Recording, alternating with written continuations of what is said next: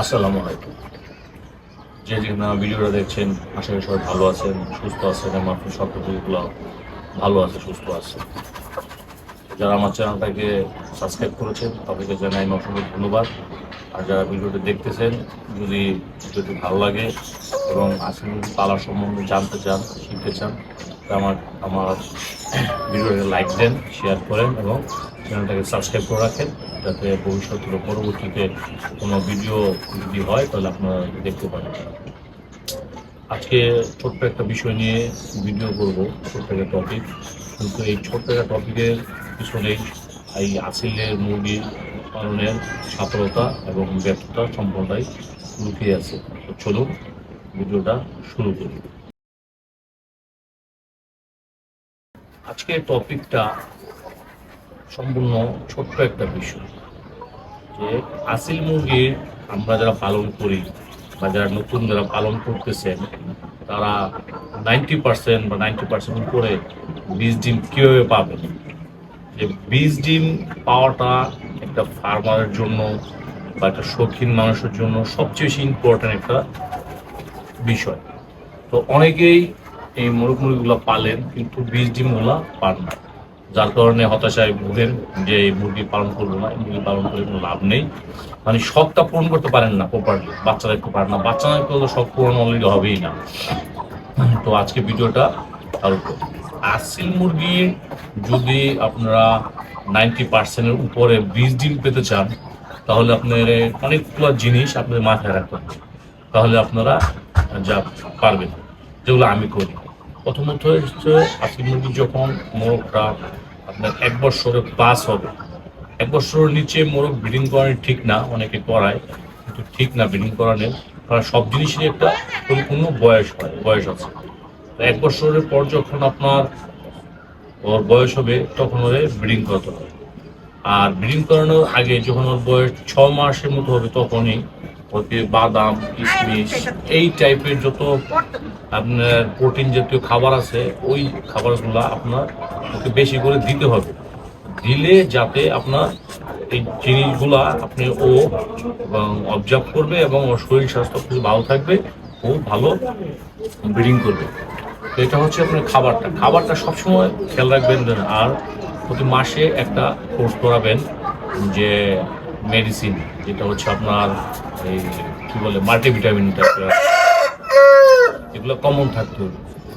মূল কথা হচ্ছে একটা ভালো মোরগ থেকে যদি আপনারা ভালো বীজ ডিম পেতে চান, 90%-এর উপর বীজ ডিম পেতে চান, প্রথমত আপনার মোরগটাকে সম্পূর্ণ সব দিক থেকে ফিট এবং সুস্থ রাখতে হবে। ওটা রাখার জন্য যা যা করা দরকার আপনার তাই। দ্বিতীয়ত হচ্ছে আপনার এই এই মুরগিরে আপনার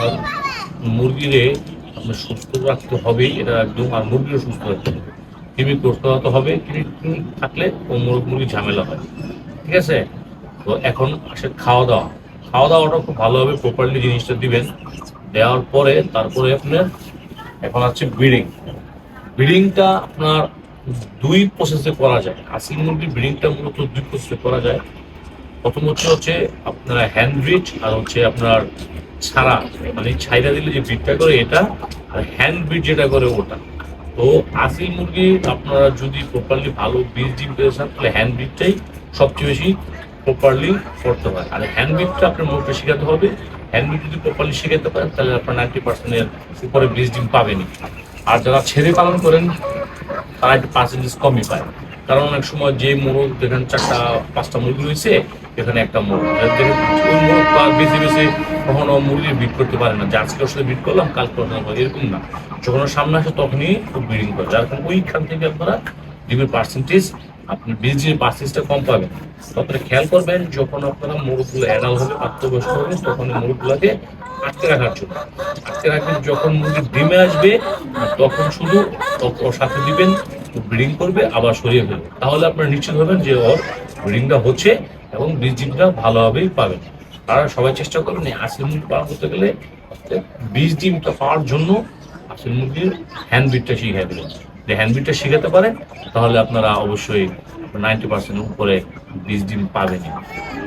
তো আরেকটা জিনিস হচ্ছে আপনার ডিম সংরক্ষণ করবেন কীভাবে। দেখেন, বীজ ডিম আপনারা ডিম পারলো, ডিম রাখলেন সংরক্ষণের জায়গায় যে আপনারা একটা সঠিকভাবে রাখতে পারলেন না, ওই ক্ষেত্রে কিন্তু বীজ ডিমগুলো কিন্তু অনেক সময় ভিতরে ভ্রূণ মারা যায়। হ্যাঁ, ভ্রূণগুলো মারা যায়। অনেকে করে চাউলের মধ্যে ঢুকায় রাখে, তারপরে ছাইয়ের মধ্যে রাখে, বিভিন্ন জায়গায় রাখে, কিন্তু এরকম কোনো জিনিসের মধ্যে ঢুকায় রাখা যাবে না। কারণ ডিমের গায়ে অসংখ্য ছিদ্র থাকে এবং ওই ছিদ্র দিয়ে আপনার এই অক্সিজেন যায়, যাতে ভ্রূণগুলো ভালো থাকে এবং সুস্থ থাকে।